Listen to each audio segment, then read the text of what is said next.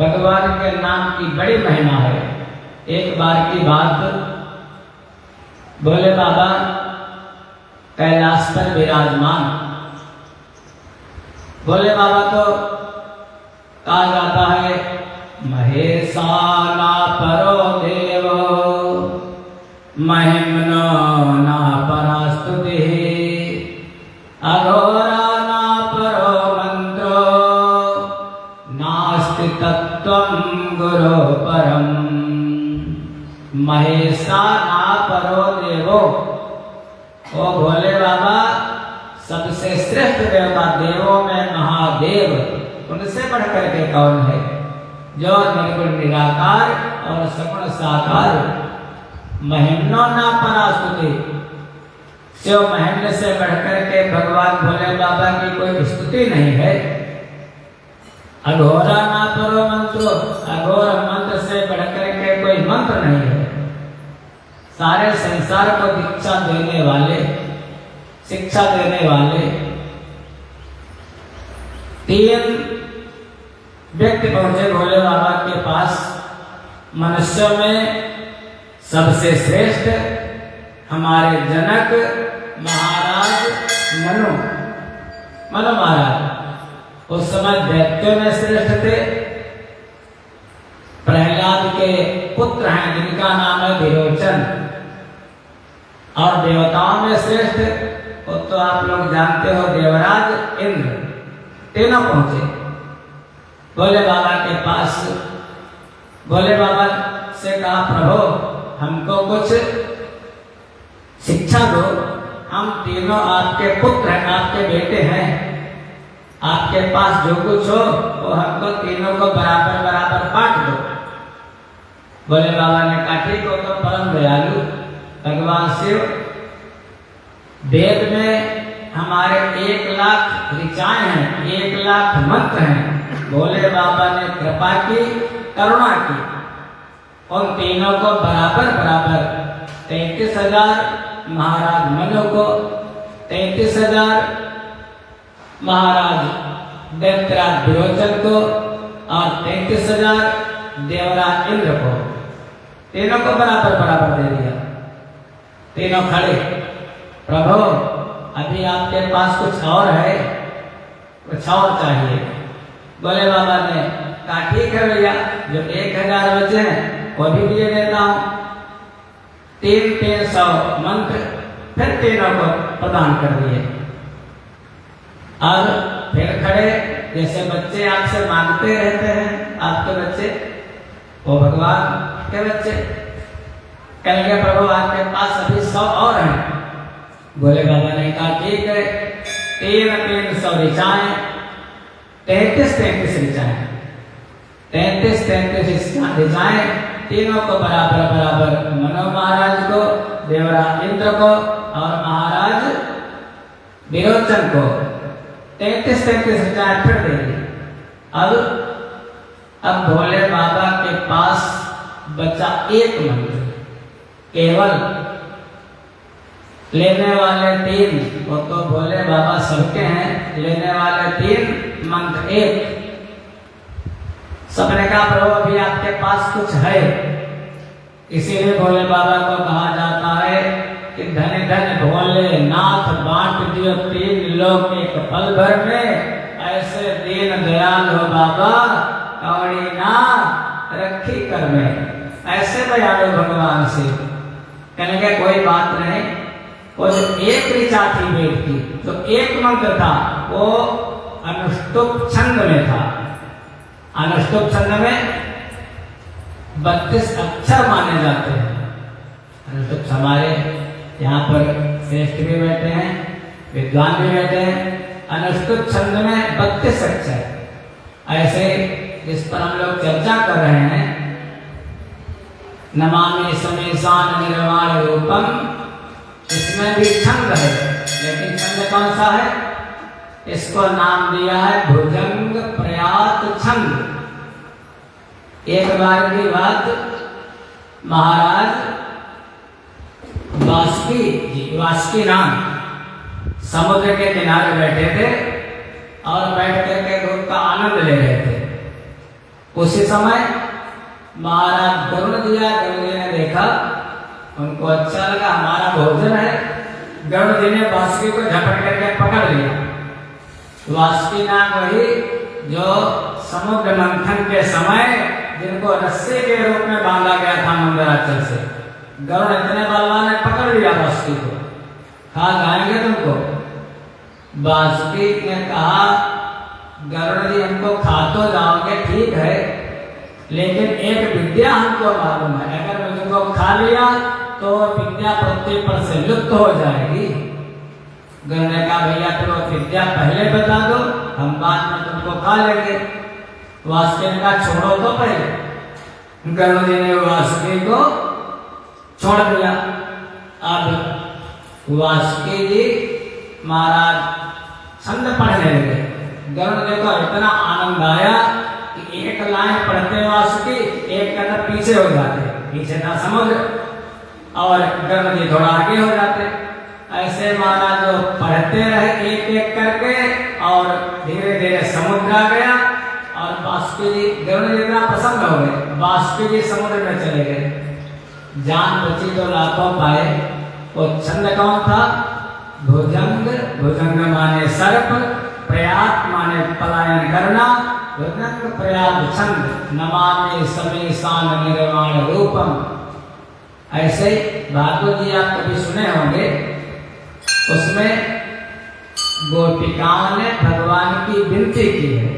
जब रासलीला हुई, भगवान अंतर्ध्यान हो गए, सभी सखियों ने जाकर के विनती की, जयति चेदिकं जन्मना व्रजः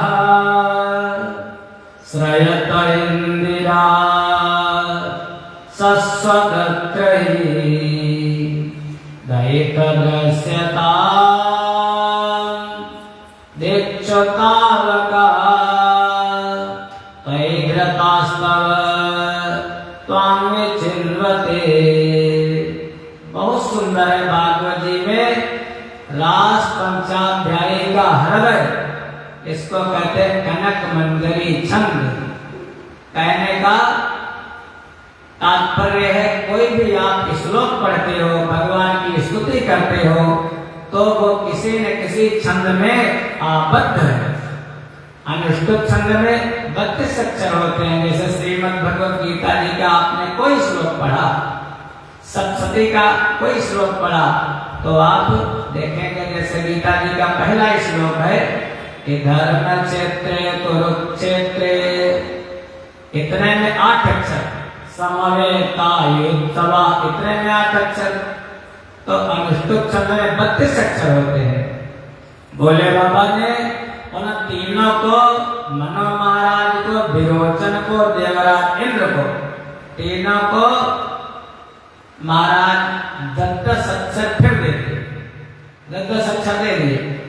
सब बड़ा खुश, लेकिन बच्चे आते बच्चे अभी पिताजी के पास कितना है? उन्होंने कहा फिर करे, गए नहीं अभी, प्रभु आपके पास अभी कुछ है? भोले बाबा ने कहा है।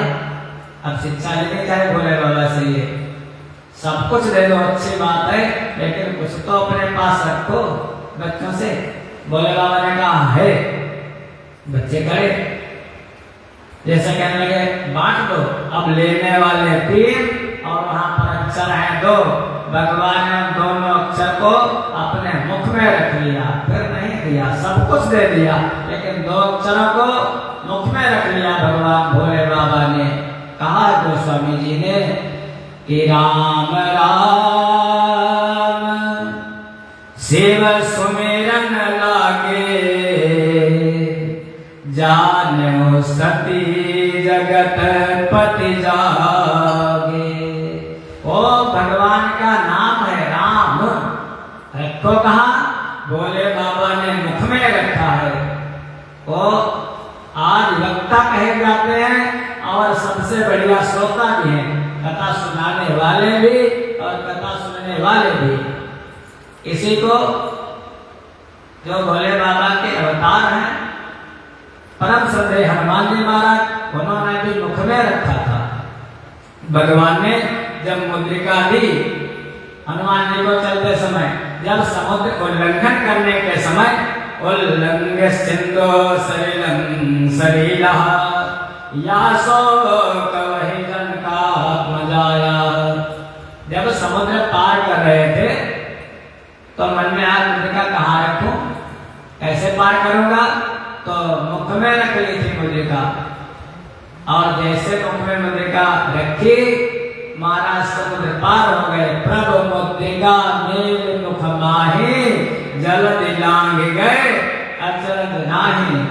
वो भगवान के नाम की शक्ति है महाराज कि भवसागर पार करने में देर नहीं लगती। दो अक्षर का नाम है, भगवान शिव कहते हैं कि वो नाम लेत भव सिंधु सुखाही करहो विचार सुजन मन माही। कुछ नहीं करना पड़ेगा, भवसागर पार जाना नहीं, भवसागर सूख ही जाएगा। भगवान के नाम की ये महिमा है। भोले बाबा यही कहते हैं, भोले बाबा के आराध्य भगवान राम, भगवान राम उनके इष्ट हैं, आराध्य हैं और सगुण साकार हैं। और ध्यान किसका, पूजा करते हैं भगवान राम के स्वरूप की। भोले बाबा देखना चाहते हैं भगवान राम के रूप को, लेकिन आराधना ध्यान किसका करते हैं, ध्यान तो महाराज किसी उसी सच्चिदानंद स्वरूप का करते हैं। उसीलिए तो कहा था जब दंडकारण्य में महाराज दर्शन हुए भगवान के तो राम नहीं कहा, वहां पर कहा है जय सच्चिदानंद जग पावन अस कही चलो मनोजन सावन। सच्चिदानंद की उपासना, सच्चिदानंद का ध्यान, सत धन चित धन आनंद। सत माने त्रिकाले अतिष्ठत, जो तीनों कालों में है, भूत भविष्य वर्तमान जो तीनों में रहे वो महाराज। चित जो चेतन स्वरूप है वो, और आनंद जो सत होगा, जो चित होगा वही तो आनंद होगा महाराज। उसका ध्यान करते हैं भगवान शिव। दो बार उन्हें क्या आराध्य का हम लोग। अगर किसी को प्रसन्न करना है तो उसको डायरेक्ट नहीं आप प्रसन्न कर सकते, जो उसका प्रिय है उसका प्रियतम, उसका ध्यान करोगे, उसकी चर्चा करोगे, वो प्रसन्न हो जाएगा। भोले बाबा को प्रसन्न करना है तो राम जी को प्रसन्न, भोले बाबा उन्हीं की कथा सुनते हैं। दो बार उनका नाम ले, उसके बाद थोड़ा चर्चा करें। श्री राम जय राम जय जय राम।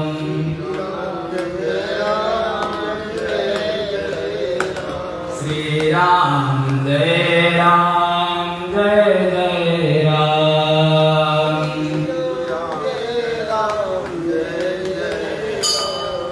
श्री राम जय राम जय जय राम। श्री राम जय राम जय जय राम।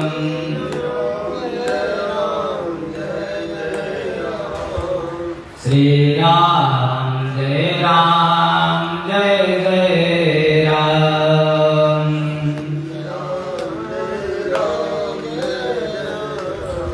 शंकर जगत बंदे जगदीशा,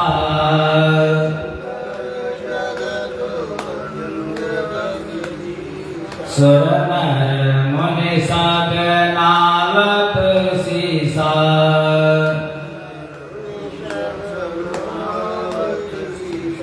श्री राम जय राम जय जय राम। श्री राम जय राम जय जय राम। आशुतोष तुम अवधर दानी,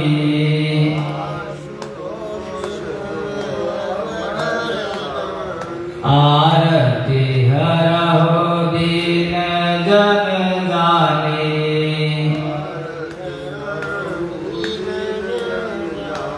श्री राम जय जय राम। श्री राम जय जय राम। श्री राम जय जय राम। श्री राम जय जय राम। प्रेम से बोलो शंकर भगवान की। कल हम लोगों ने विचार किया था कि हमारे दुख के 3 कारण हैं।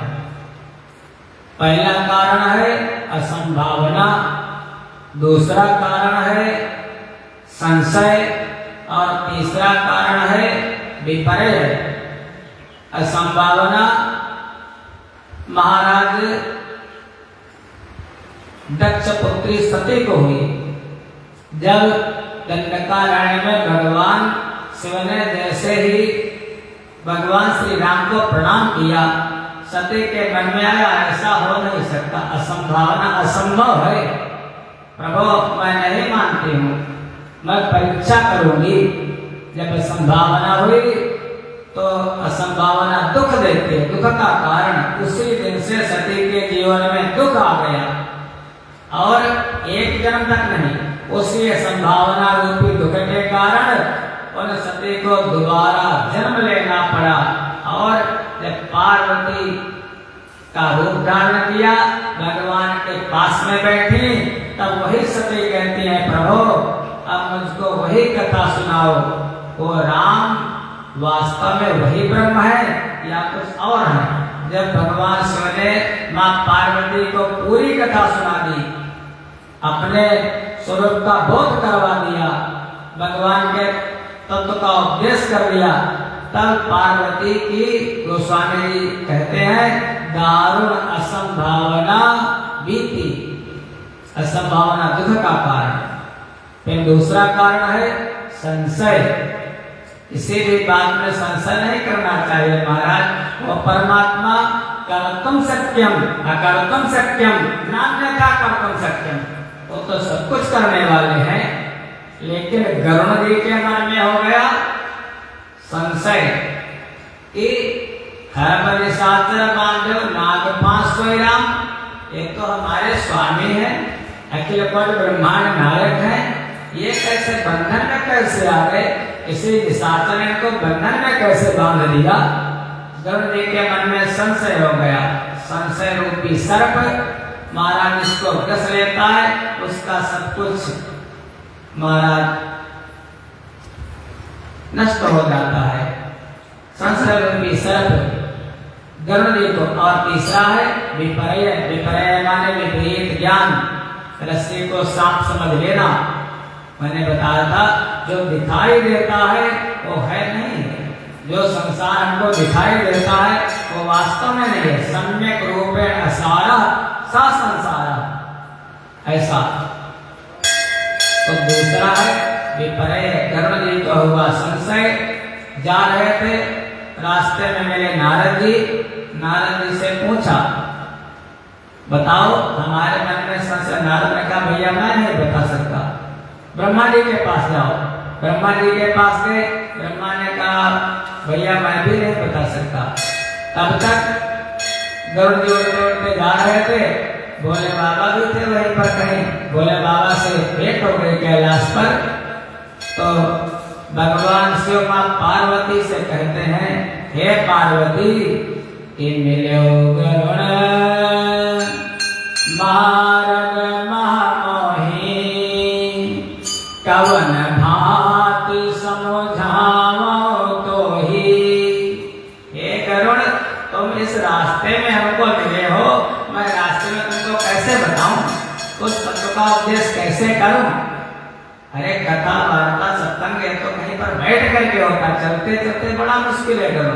फिर तब तक भोले बाबा को ध्यान आया, हमें लगता द्रोण के मन में संशय इसलिए आया, ये तो भगवान के भक्त हैं, वाहन हैं, लेकिन कभी अभिमान कर लिया हो क्या पता, इसलिए भगवान इसके अभिमान को खत्म करना चाहते हो।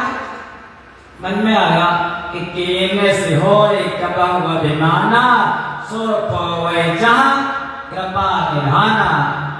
इसलिए दूसरी बात ये और तीसरी बात मैं समझाऊंगा भी तो ये तो पक्षी है, इसकी समझ में आएगा नहीं, इसलिए इसको पक्षी के पास ही भेज देना चाहिए। और अभिमान खत्म तब होगा जब ये सबसे श्रेष्ठ पक्षियों में श्रेष्ठ महाराज गरुड़ जी और पक्षियों में निकृष्ट महाराज कौआ काकभूषुंड जी। भोले बाबा ने कहा गरुड़ यहाँ से चले जाओ, एक मेरू पर्वत सुमेरु पर्वत पर नीलगिरी की चोटी, वहां पर एक पक्षी रहता है काकभूषुंड, वही आपको उपदेश करेगा, वहां आपका संशय खत्म हो जाएगा। गरुड़ जी में विलंब, बहुत बलवान गरुड़ जी है, महाराज मन से भी तीव्र चलने वाली गरुड़ जी सीधे पहुंच गए मेरू पर्वत पर। वहां पर देखा बरगद का बढ़िया सुंदर वृक्ष है, वहीं पर बहुत से पक्षी बैठे हैं और महाराज काकभूषुंड जी का बस एक ही काम है, बटतर का हरि कथा प्रसंगा आवहि सुनहि अनेक विहंगा। बट वृक्ष के नीचे बैठ करके कथा कर रहे हैं और बहुत से पक्षी इसी में सुनने के लिए बैठे हैं। महाराज जैसे आश्रम देखा, गरुड़ जी ने जैसे ही कदम रखा वैसे देख परम पावन तव आश्रम गयो मोह संशय नाना भ्रम। संतों के पास जाने से, संतों का दर्शन करने से साधु नाम दर्शनम लोके सर्वथा अघरम परम, सारे पाप नष्ट हो जाते हैं, मन प्रसन्न हो गया, संशय तो मोह पहले चला गया। अब पहुंच गए, कथा सुनने लगे, अच्छा लगा देख करके वहां का रमणीय वातावरण। अब महाराज प्रश्न कर दिया, गरुड़ जी ने कहा आप इतने अच्छे हो, इतनी अच्छी कथा सुनाते हो, लेकिन काकभूषुंड जी ये बताओ, काक देह के कारण पाई, ये कौवा की देह आपको कैसे मिली, इसका क्या कारण है। काकभूषुंड जी कहने के गरुड़ जी सुनो, इस कल्प के जो पहले वाला कल्प था, उस कल्प में मैं किसी शूद्र कुल में मेरा जन्म हुआ, मैं अयोध्या में रहता था। अयोध्या में रहते रहते एक दिन अचानक इसी समय वहां पर अकाल पड़ा और अकाल पड़ा, मैं वहां से चला गया उज्जैन, विदेश चला गया। उज्जैन में जाकर के एक ब्राह्मण देवता थे, ब्राह्मण देवता वेद को जानने वाले थे, वेदज्ञ थे, मैंने उनको गुरु बना लिया। एक दिन की बात, मैं भोले बाबा के मंदिर में, महाकालेश्वर भगवान के मंदिर में बैठा था और बैठ करके मैं भगवान की स्तुति कर रहा था, नमः शिवाय का जप कर रहा था, और उसी समय हमारे गुरुजी पधारे। जब गुरुजी पधारे तो मैंने एक बार हर मंदिर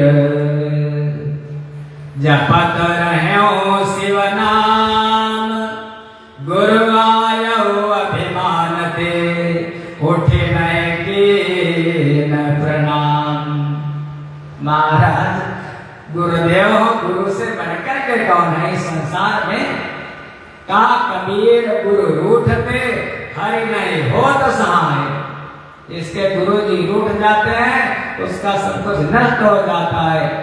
जे सत गुरु सन ईसा करहि, रौरो नरक कल्प सत परहि। जो गुरुदेव से ईर्ष्या करता है, कपट करता है, रौरो नरक में पड़ता है। महाराज मैं तो बैठा रहा, बहुत से लोग क्या वैसे भले को पाठ ना करें, वैसे भले को जप ना करें, लेकिन अगर को याद रहा तो दिखाने के लिए आपको बंद कर लेते हैं। अरे बड़े ध्यानी हैं, हम बड़े ज्ञानी हैं, दिखाने के लिए। मैंने और आपके देख करके देखा कर दिया। गुरु जी तो बड़े सरल थे, वास्तव में गुरु से बढ़कर के सरल काम होता है भैया। गुरु ब्रह्मा गुरु विष्णु गुरु देवो महेश्वरा। गुरु की सरलता बहुत से दृष्टांत हैं। सोई दयाल नहीं कहे कछु, यद्यपि तव गुरु के नहीं क्रोधा, अति कृपाल चित सम्यक बोधा। गुरु जी तो क्रोध तो छू भी नहीं गया था, क्योंकि उनको सम्यक बोध था, उन परमात्मा के स्वरूप का ज्ञान था, कोई बात नहीं। लेकिन भोले बाबा को अच्छा नहीं लगा। गुरु जी तो सह लेते हैं, लेकिन भगवान सह नहीं सकते। भगवान भोले बाबा ने उसी समय आकाशवाणी हुई, अरे तूने गुरुदेव का अपमान कर दिया। मंदिर माज भई न भवानी, रे हत भाग्य अज्ञ अभिमानी। जाओ नहीं दंड करो खल तोरा, भ्रष्ट होई श्रुति मार्ग मोरा। अरे दुष्ट, मैं तुझको अगर दंड नहीं दूंगा, तेरे गुरुदेव ने तो तुझको क्षमा कर दिया, लेकिन जो श्रुति का मार्ग है, जो वेद का मार्ग है, वो भ्रष्ट हो जाएगा। मैं तो तुझको दंड अवश्य दूंगा। भोले बाबा ने कहा, तेरे गुरु जी आए, तू बैठा रहा, बैठ रहे से अजगर क्यों पापी। अजगर के जैसे बैठा रहा, देख करके अनदेखा कर दिया। अब जा, मैं तुझको श्राप देता हूँ। महावितप कोटर मह जाई, रहुअध माधम अधगति पाई। ज्ञान तो तेरे अंदर है, तो कैसा है, बिल्कुल खोखला अंदर से, ऊपर से दम है। इसलिए जा, उसी बरगद की कोण में महावितप कोटर मह जाई, रहुअध माधम। महाराज कैसी गति होती है सर्पों की, न तो बेचारों के पैर हैं, घिसटते घिसटते पूरा जीवन चला जाता है। जा, वहां से मैंने भगवान भोले बाबा ने श्राप दिया। जैसे ही भोले बाबा ने श्राप दिया, गुरु जी थर-थर कांपने लगे। अरे प्रभु कैसा भी है, देखो जैसे पिता की आसक्ति पुत्र से होती है, ऐसे गुरुदेव कुछ भी कहें, लेकिन अंदर से कितनी करुणा होती है हमारे शिष्य का। अरे बहुत अहित हो जाएगा, प्रभु इस पर कृपा कर दो। भोले बाबा ने कहा, इसने 8 अपराध किए हैं, एक अपराध करना तो मैं क्षमा कर देता, 8 अपराध किए हैं। कहेंगे पहला, भोले बाबा कहते हैं पहला अपराध है, इसने नीति का विरोध कर दिया। नीति विरोध सुहाई न मोही। हमारे समाज को 2 भागों में बांटा गया। एक तो है जिसको हम कहते हैं आस्तिक। अस्ति माने है, वो परमात्मा है, वो सत्ता भगवान की है, उनके बिना एक पत्ता तक नहीं हिल सकता है। तो जो उसको मानते हैं, परमात्मा को मानते हैं, उनको हम लोग कहते हैं आस्तिक, सभी लोग। और कुछ लोग ऐसे भी समाज में मिल जाएंगे, अरे महाराज हम क्या जाने भगवान को, भगवान क्या कर लेंगे, भगवान क्या दे देंगे, अपना कमाते हैं, अपना खाते हैं। वो है महाराज नास्तिक, ना अस्तिक, वो किसी को नहीं मानते। वो महाराज नास्तिकों का जो सन्मार्ग पर लेकर के चले, जो अच्छी रास्ता होता है, तो वो तो ठीक है, लेकिन अगर कोई वेद के विपरीत कार्य करे, तो भोले बाबा कहते हैं नीति विरोध सुहाय न मोही, पहला अपराध। फिर दूसरा अपराध किया है वेद मार्ग के विपरीत कार्य। वेद कहता है कि मातृ देवो भव, पितृ देवो भव, आचार्य देवो भव, अतिथि देवो भव। माता भी देवता है, माता से बढ़कर के देवता कौन है महाराज? मात वेद की ऋचा है, वेद की ऋचा है, मात देवो भव। आप माता पिता का अनादर करो और तीर्थ व्रत कितने भी जाकर के कर लो तो वेद के विपरीत हो गया ना। माँ का रिश्ता तो पिता से भी 9 महीने ज्यादा होता है। माँ को वृद्धाश्रम में छोड़ करके आओ, पिता को महाराज धक्के मार करके घर से निकाल दो, फिर शाम को सुख हो, ऐसे का तो मुख नहीं देखना चाहिए। भगवान कहते हैं वेद के विरुद्ध जो कार्य करता है मैं उसका महाराज बिल्कुल उसको दंड देता हूँ। वेद के विपरीत फिर गुरुदेव, गुरु में और भगवान में भेद ही क्या है? तीसरी बात, अभिमानी। अभिमान और अहंकार दो अलग अलग हैं। अभिमान माने है तो सब भगवान का बनाया है, जो कुछ भी है घर से लगा करके स्त्री पुत्र व्यापार है सब भगवान का। आप लोग कहते भी हो लेकिन बिल्कुल झूठ कहते हो। भोले बाबा के पास किसी भी देवता के यहाँ जाते हो जब तो एक श्लोक सब लोग पढ़ते हो, क्या कि त्वमेव माता च पिता त्वमेव त्वमेव बन्धुश्च सखा त्वमेव। पढ़ते हो नहीं सब लोग? सब पढ़ते हो भगवान के आगे, लेकिन अच्छा एक बात बताओ, सही सही बोलते हो भगवान के आगे झूठ? सही है, कोई पढ़ रहा था तो भैया हम तो कहते हैं आप बिल्कुल सरासर झूठ बोलते हो भगवान के आगे। क्योंकि त्वमेव माता, हे प्रभु हमारी माता तुम, च पिता त्वमेव, हे प्रभु हमारे पिता तुम, त्वमेव विद्या द्रविणम, त्वमेव हमारी विद्या, हमारा ज्ञान, हमारा धन, प्रभु सब तुम्ही तो हो। फिर जब संसार में जब हमारे परमात्मा है, दीन बंधु दीनानाथ मेरी डोरी तेरे हाथ, हमें चिंता नहीं उनकी, उन्हें चिंता हमारी है। जब हमारे सर्वस्व है, भगवान ये तो कहते हैं हे अर्जुन अनन्याश्चिन्तयन्तो मां ये जनाः पर्युपासते तेषां नित्याभियुक्तानां योगक्षेमं वहाम्यहम्। जो मेरा अनन्य चिंतन करता है मैं उसका वैसे ही चिंतन करता हूँ और उसके योग और क्षेम की रक्षा करता हूँ। योग माने अप्राप्त की प्राप्ति, जो नहीं है वो भगवान देते हैं, और क्षेम माने प्राप्ति की रक्षा, वो परमात्मा। तो जब सर्वस्व हमारे परमात्मा है तो संसार में इसका नाम ये दुखालय शाश्वतम, ये दुख ही देने वाला, संसार में दुख ही मिलता है, इसलिए परमात्मा के हैं, वो हमारे हैं, तो हम दुखी कैसे हो सकते हैं? तुम्हें माता च पिता त्वमेव, तुम्हें उन पर दृढ़ विश्वास करो, उन परमात्मा से हट करके कुछ नहीं। ऐसा भगवान का, लेकिन आपने मान लिया मेरा मेरा मेरा, इसी को कहते अभिमान। ऐसा तो जब वो आपको देते हैं, मैंने मान लिया आपको उठा करके फूल दे दिया अभी, और थोड़ी देर में कहेंगे हमारा लाभ ले लिया, तो आपको दिया तो मैंने है, और मैंने जब ले लिया तो आपको कष्ट किस बात का है? तो सब कहते हैं कि मैं नहीं, मेरा नहीं, यह तन किसी का है दिया, जो भी अपने पास है वह धन किसी का है दिया। मैं मेरा क्या है भैया, आपका तो कुछ है ही नहीं, इसलिए अभिमान है सब भगवान का।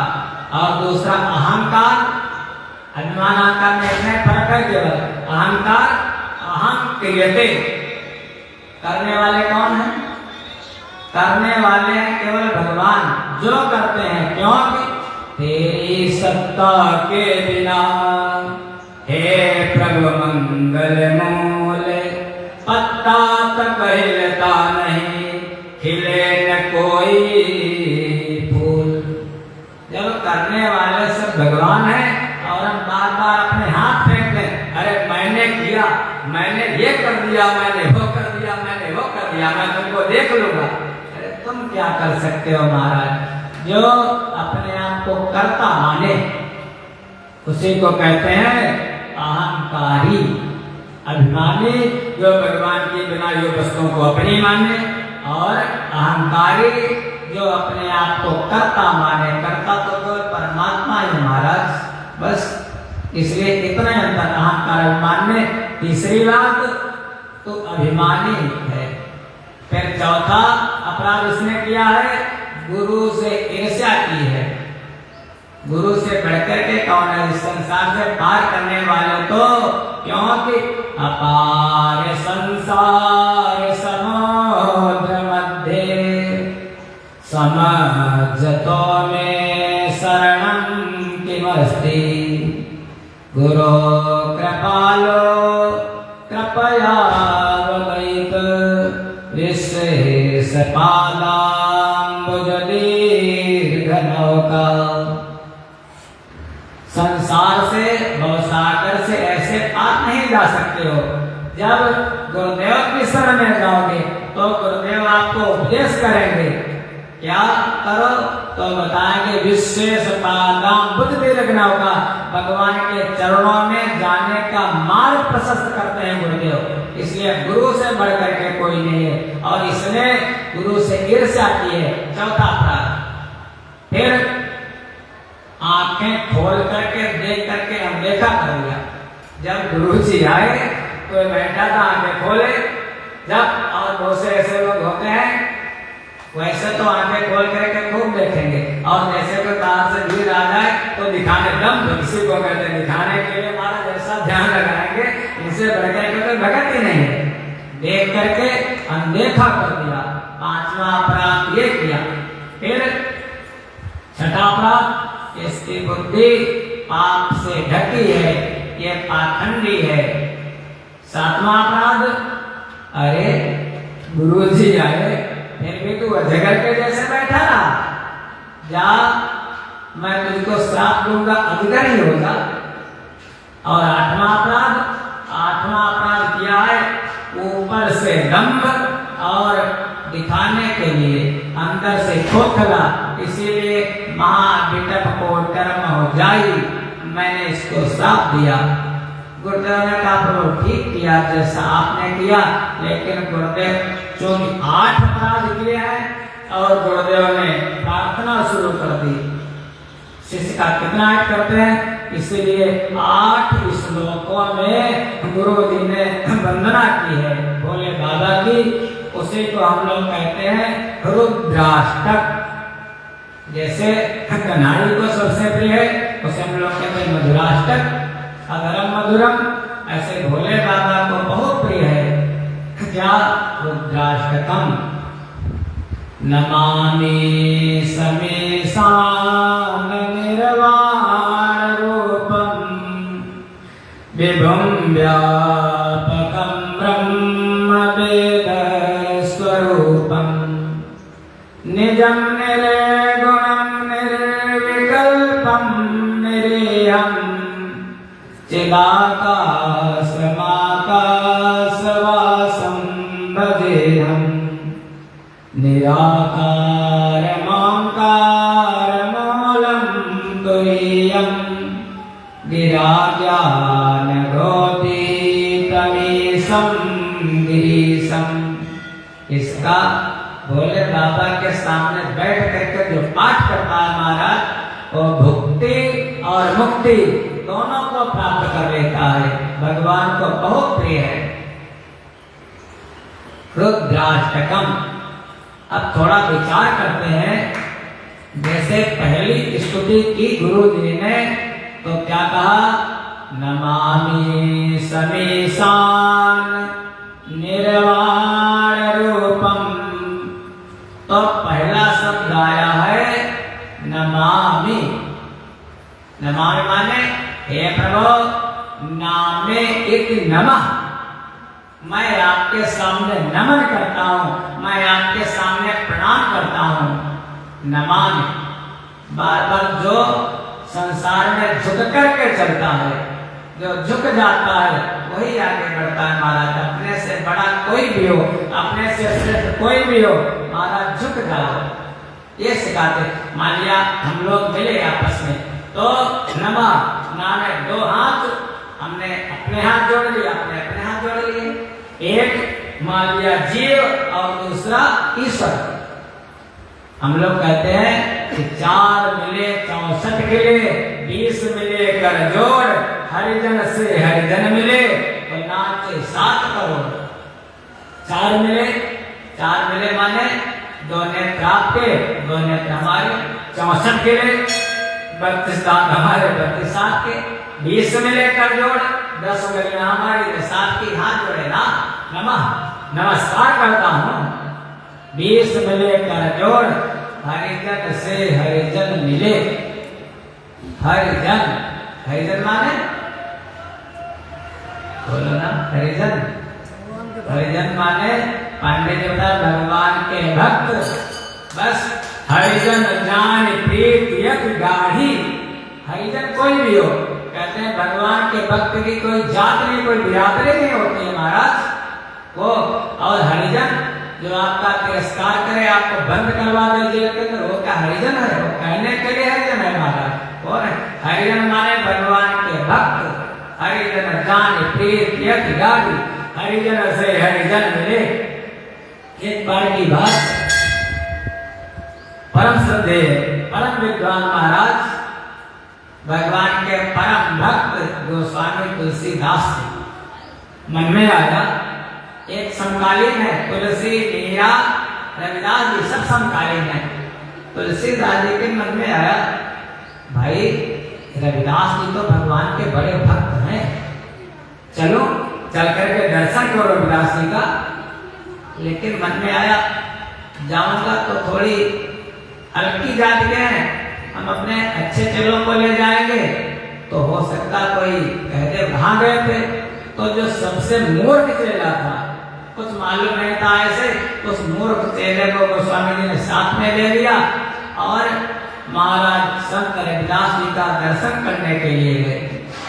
उनका जो काम था वो काम कर रहे थे भाई। गोस्वामी जी का काम था वेद वाचन स्वाध्याय ये सब था, और उनका काम रविदास जी का था चमड़े का काम था।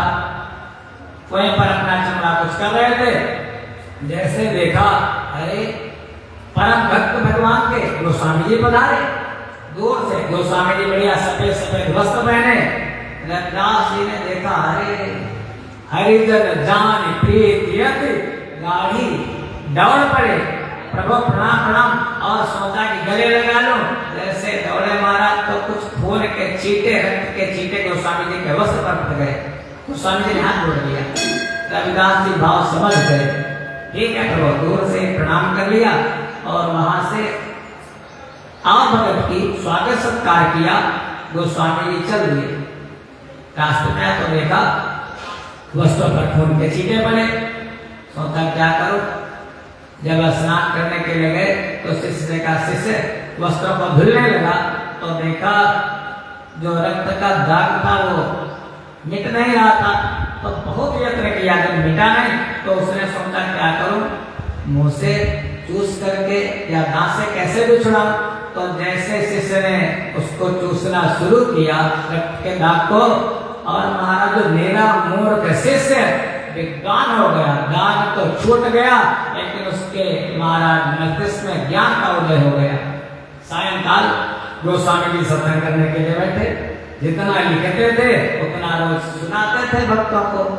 सत्संग करने के लिए बैठे। जैसे अब सत्संग वाले जो अपने ऊपर बीतती है समाज में, संत वही शेयर कर देते हैं। गोस्वामी जी कहने ही जा रहे थे, आज मैं कहीं गया था, मिलने गया था, चर्चा करने जा रहे थे रविदास जी की। महाराज वो जो मूर्ख वाला शिष्य था धीरे से उठ करके खड़ा हो गया। चुपके से बताया, गुरुदेव अगर आगे वाली चर्चा करोगे तो किसी हरिजन का, किसी भक्त का अपमान हो जाएगा, अनादर हो जाएगा।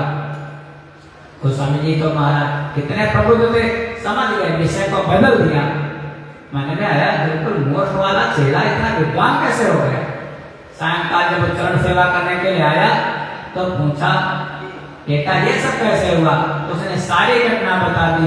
जो रक्त का धब्बा था उसको छुनाते समय मैंने मुख से साफ किया था, उसी समय हमारे अंदर ज्ञान का उदय हुआ। गोस्वामी जी के मन में तब तो अब चलो चल करके फिर दर्शन करूं। फिर गए रविदास जी का दर्शन करने के लिए किसी समय। तब महाराज रविदास जी फिर आए, प्रणाम किया। अब गोस्वामी चाहते हैं कि हम गले लगे इनसे, लेकिन रविदास जी कहते हैं नहीं प्रभु, हमने तुम्हें ऐसे, मैं तुम्हारा आदर करता हूँ, लेकिन उस समय जो हमारे अंदर भाव था वो भाव अब नहीं, मैं तो आज और दृष्टि से आपको देखता हूँ। तो हरिजन महाराज, हरिजन जान प्रीति अधिकारी, सजल नयन पुलकावल बाढ़ी। संत के रूप में भगवान का भक्त भैया कोई भी है, जाति न पूछो संत की, पूछ लीजिए ज्ञान, मोल करो तलवार का, पड़ी रहे तो ज्ञान। संत की भक्त की कोई जात बिरादरी नहीं होती है। नमान नामे इत नमः, मैं नमन करता हूँ। बार बार जब रुद्री का पाठ हम लोग करते हैं तो कोई ऐसा शब्द नहीं, जैसे हम कोई कार्य करते हैं नमः, पहले शब्द आता नमः शिवाय, और रुद्री में तो ओम नमः संभवाय च मयो भवाय च नमः नमस्काराय च नमः शिवाय च शिव, बार बार नमः आया। इसलिए अध्याय का नाम भी पड़ गया नमकम, नमक चमक के साथ बार बार नमः आया, जो झुक जाता है। नमामि ईशम ईशानः, इसको नमन करता हूँ जो ईश्वरों के भी ईश्वर है, ईश्वरों के भी ईश्वर, उनको नमस्कार करता हूँ। नमामि ईशम ईशानः, नमामि समीशान, ईश्वरों के ईश्वर। कहते देवों में महादेव बड़े हैं। आखिर वो ईश्वर हैं तो ईश्वर रहते कहाँ हैं? अभी ब्रह्म नहीं आया, ईश्वर आया। ईश्वर में और ब्रह्म में थोड़ा सा भेद है, एक नहीं है महाराज। ईश्वर ईश्वरा सर्वभूतानां हृदय से अर्जुन तिष्ठति, ब्राह्मयन् सर्वभूतानि यन्त्रारूढ़ानि मायया। वो ईश्वर रहता कहाँ है? ईश्वर वो रहता है तुम्हारे हृदय में। एक बार महाराज देवर्षि नारद जी पहुंचे वैकुंठ। भगवान कहने लगे देवर्षि क्या बताऊं, भक्त इतने विलक्षण है, जहां जाता हूं मैं, ये किसी मंदिर में बैठता हूं तो महाराज प्रातः काल से सायंकाल तक परेशान करते रहते। एक बार अपना तो एक बार स्नान करते हैं, अब तो बार बार दिन भर हरा करके बढ़िया सा हमारा संघार पे भक्त कर जाता है, ऊपर से बिगाड़ देते हैं। क्या करूं, कहाँ जाऊं, कहाँ रहूं? कहने लगे ऐसा करो दूर चले जाओ, हिमालय पर वैकुंठ में। भगवान दूर चले गए, लेकिन वहां पर भी भक्त पहुंच गए। तब फिर पूछा कहाँ जाऊं? नारद जी ने कहा प्रभु ऐसा करो, ये जो भक्त हैं इन भक्तों के हृदय में ही निवास करो, हृदय में छिप जाओ, और एक बाहर उनको ढूंढते ढूंढते फिरेंगे, अंदर ढूंढेंगे नहीं, आंख मीच करके बैठेंगे नहीं, हमारा ध्यान करेंगे नहीं। इसलिए भगवान कहते हैं श्रीमद् भगवत गीता जी में, हे अर्जुन श्रेयो हि ज्ञानमभ्यासा ज्ञानाध्यानं विशिष्यते, ध्यानात् कर्म फल त्याग, त्यागात् शान्ति अनंतरम्। श्रेयो हि ज्ञानमभ्यासा, हे अर्जुन ज्ञान सबसे श्रेष्ठ है, क्योंकि ज्ञान के बगैर आप भक्ति नहीं कर सकते हो, और भक्ति के बगैर आप ज्ञान नहीं प्राप्त कर सकते हो। अगर ज्ञान ही नहीं है, भोले बाबा के पास पहले क्या चढ़ाना है? जल चढ़ाना है या तिलक लगाना है, वस्त्र चढ़ाना है या बिल्वपत्र चढ़ाना है? क्रम से वो जब ज्ञान होगा, पहले प्रणाम भोले बाबा को करना है या नंदी को करना है? एक दिन साथ मैंने बताया था, बोले पहले दीपक जलाना है या पहले आरती करनी है। ये जब ज्ञान नहीं होगा तब तक आप पूजा नहीं कर सकते हो। श्रेयो है ज्ञानम अभ्यासा, ज्ञान श्रेष्ठ है, लेकिन ज्ञान से भी ज्ञानाध्यानम विशिष्यते। हे अर्जुन, ज्ञान से भी हमारा ध्यान श्रेष्ठ है, और ध्यान से भी ध्यानात् कर्म फल त्याग। जो कर्म करते हो वो कर्म ही आपको बंधन से बांध देते हैं, और कर्म के लिए ही आपको जन्म लेना पड़ता है। जब कर्म का बंधन कट जाता है तब भगवान के दिव्य धाम की प्राप्ति होती है। ध्यानात् कर्म फल त्याग, त्यागात् शांति अनंतरम, उसे से शांति मिलती है। इसलिए ज्ञान से भी बढ़कर के ध्यान, भगवान का ध्यान करना चाहिए। नमामि समीशान निर्वाण रूपम, वो ईश्वर रहते कहाँ है? रहते हैं आपके हृदय में। ईश्वर, वो ईश्वर एक देशी है या सर्वदेशी? आखिर वो जो ईश्वर है वो देश की, वो परिचिन्न है, अपरिचिन्न है। तीन सीमा, एक देश की सीमा, एक काल की सीमा, और एक परिस्थिति की सीमा। वो यहाँ भी है और वो वहां भी है। उपनिषद में आता है, ईशावास्य उपनिषद में, वो ईश्वर तदेजति तन्नेजति तद्दूरे तदवंतिके, वो पास से भी तदेजति, पास से भी पास है, और तन्ने दूर से भी दूर है। तद्दूरे तदवंतिके, वो ईश्वर यहाँ भी है और वहां भी है। महाराज ईश्वरा सर्वभूतानां हृदयेषु अर्जुन तिष्ठति, ईशावास्यम् इदं सर्वं यत् किंचित् जगत्यां जगत्, वो तो कण कण में महाराज विराजमान है। ईशावास्यम, जैसे हम बोल रहे हैं यहाँ पर माइक में, और आवाज हार्न साउंड से वहां पर निकल रही है। आवाज को आप लोगों ने देखा कभी? कभी नहीं देखा। हवा को कभी देखा? कभी नहीं देखा। केवल उसका अनुभव करते हैं। ऐसे उस ईश्वर को देखा नहीं जा सकता महाराज, उस ईश्वर का अनुभव किया जा सकता है। अनुभव गंग में भगे जय संता, नमामि ईशम ईशाना, मैं उन ईश्वरों का भी ईश्वर महादेव को नमस्कार करता हूँ। कैसे हैं? कितने दयालु है वो। नमामि समीशान निर्वाण रूपम, निर्वाण, जीव को 3 बाण लगे हैं। सभी को, जितने भी जीव है उनको 3 बाण लगे हैं। एक बाण लगा है, पहला बाण अविद्या का, अविद्या अज्ञान का है। तो महाराज कुछ नहीं है, बिल्कुल कोरा कागज, कुछ नहीं मालूम है। लेकिन जब बोलने लग जाए, जब लिखने लग जाए, तो हमसे बढ़कर के ज्ञानी है ही नहीं, है तो अज्ञान में। मांडूक्य उपनिषद में आया है, अविद्यायामन्तरे वर्तमानः स्वयं धीरा पंडितं मन्यमाना दंद्रम्यमाना पर्यन्ति मूढ़ा अन्धेनैव नीयमाना यथाम्भा। अविद्यायाम अंतरे वर्तमाना है, तो खुद अविद्या में है, खुद अज्ञान में, लेकिन स्वयं धीरा, अपने आप को बहुत बड़े प्रकांड विद्वान, बहुत बड़े पंडित समझते हैं। दंद्रम्यमाना पर्यन्ति मूढ़ा, अंधे नहीं, जैसे किसी अंधे को रास्ता दिखाने वाला अंधा मिल जाए, उसकी गति क्या होगी महाराज? ऐसे है तो कोरा कागज, लेकिन समझते हैं अपने आप को ज्ञानी। पहला बाण है अविद्या का, अज्ञान का, सबको लगा है। दूसरा बाण है दुख का, ढूंढते हैं सुख लेकिन होता है दुख, दुख का, मृत्यु का। और तीसरा बाण है विपरीत विषम परिस्थिति का।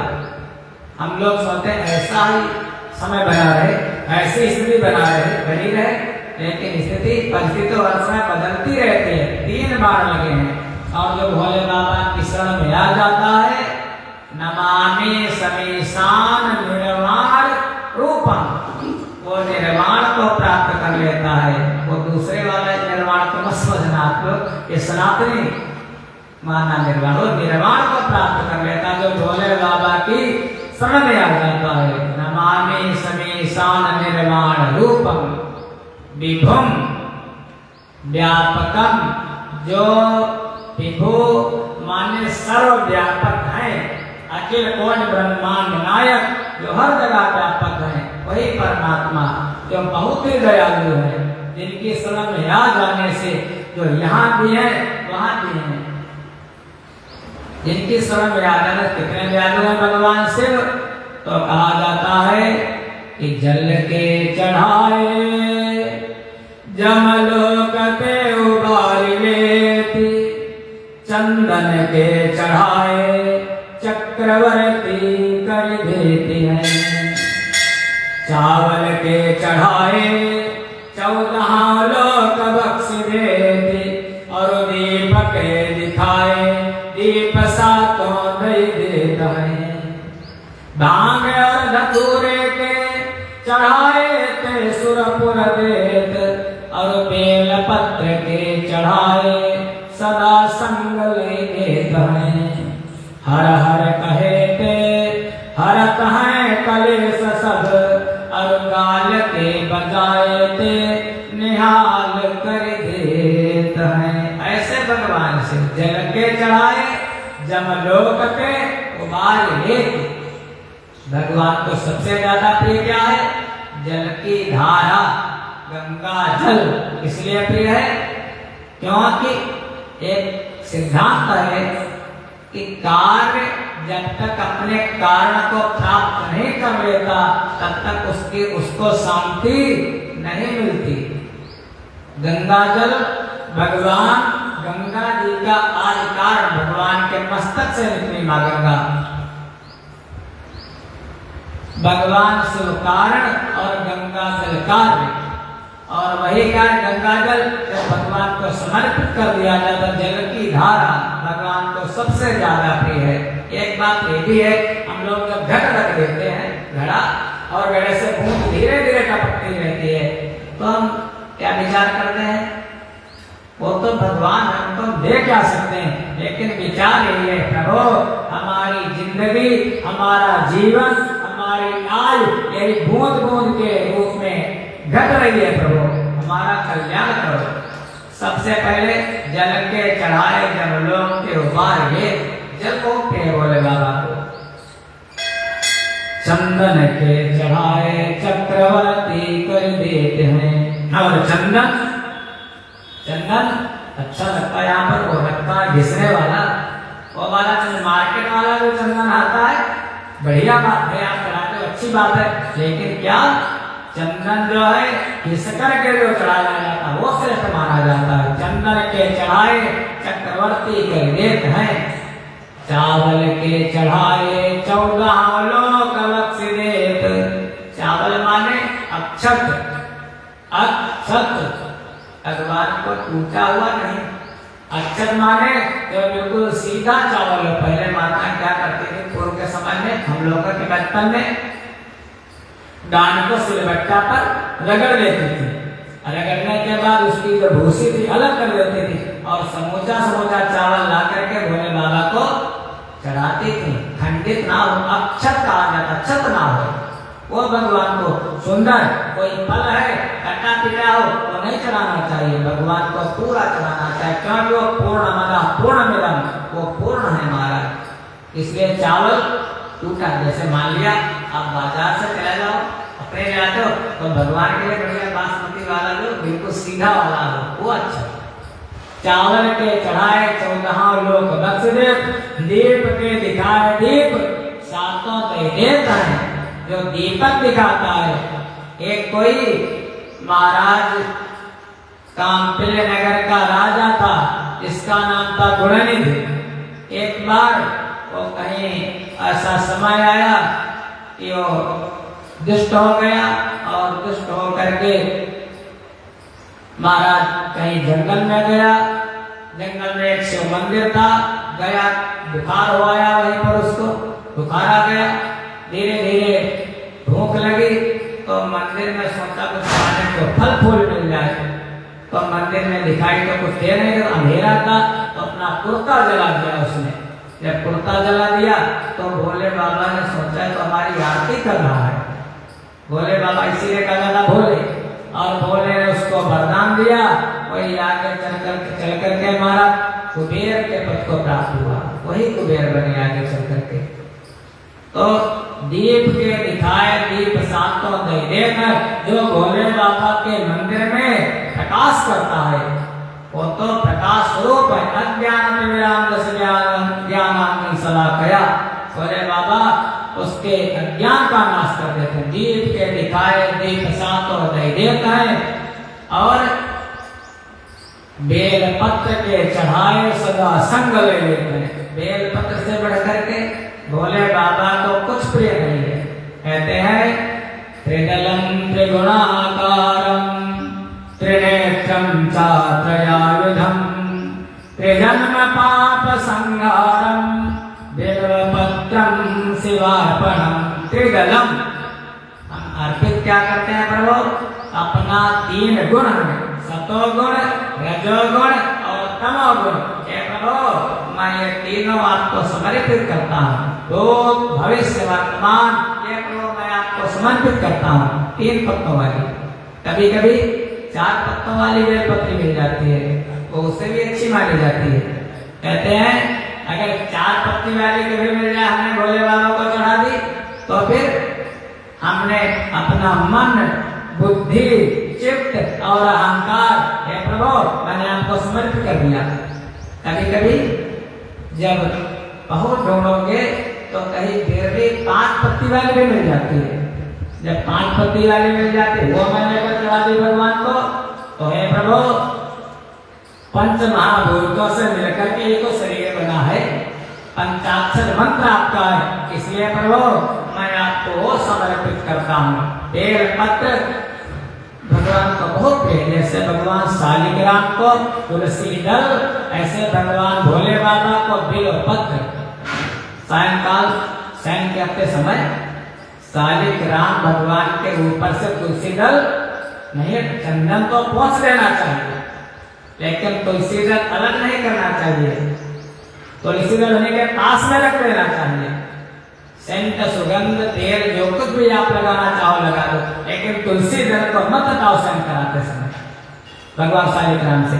ऐसे भोले बाबा का सारा श्रृंगार आप स्वयं सोते समय बिल्कुल मिटा दो। जो कुछ चमेली का तेल फूल लगाना ऊपर लगा दो, लेकिन बेलपत्र एक भोले बाबा के पास अवश्य होनी चाहिए। बेलपत्र यहाँ तक ना बेलपत्र मिले तो बेलपत्र का चूर्ण, पिसी हुई बेलपत्र तक आप चढ़ा दो तो भोले बाबा प्रसन्न हो जाते हैं।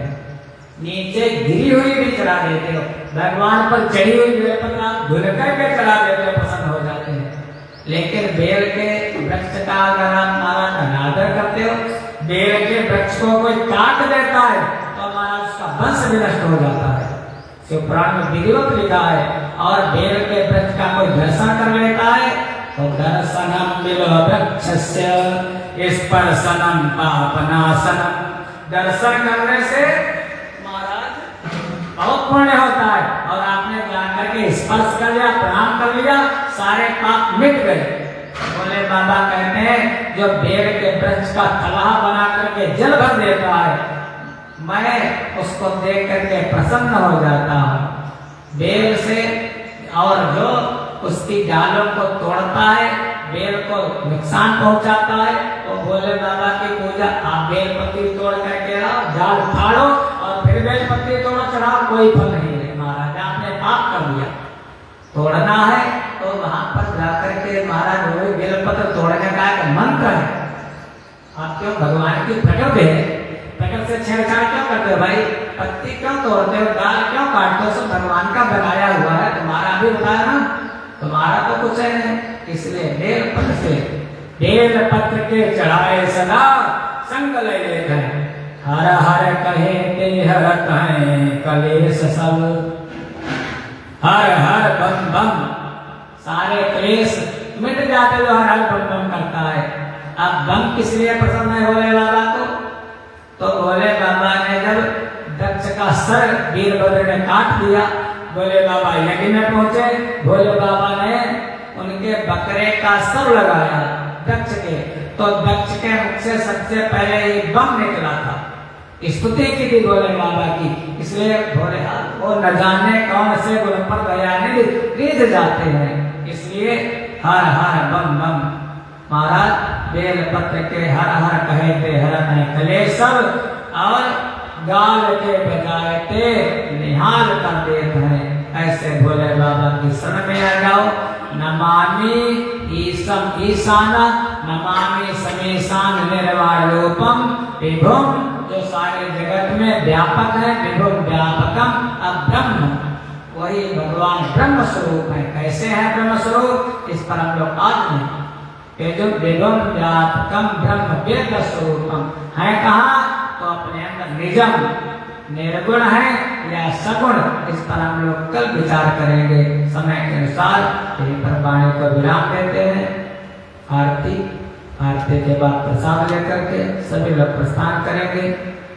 महाराज ये 5 दिन का अनुष्ठान रुद्राष्टक मीमांसा, आज जो आगे जो लोग उन लोगों को बहुत बहुत धन्यवाद। हमारे मनोज भैया जी, हमारे पांडे जी, सुनील जी हमारे पधारे, बहुत बहुत धन्यवाद सभी को। इसी के साथ सभी का कल्याण हो, सभी का मंगल हो। सर्वे भवन्तु सुखिनः, सर्वे सन्तु निरामयाः, सर्वे भद्राणि पश्यन्तु, मा कश्चित् दुःखभाग् भवेत्। जय बोलो शंकर भगवान की।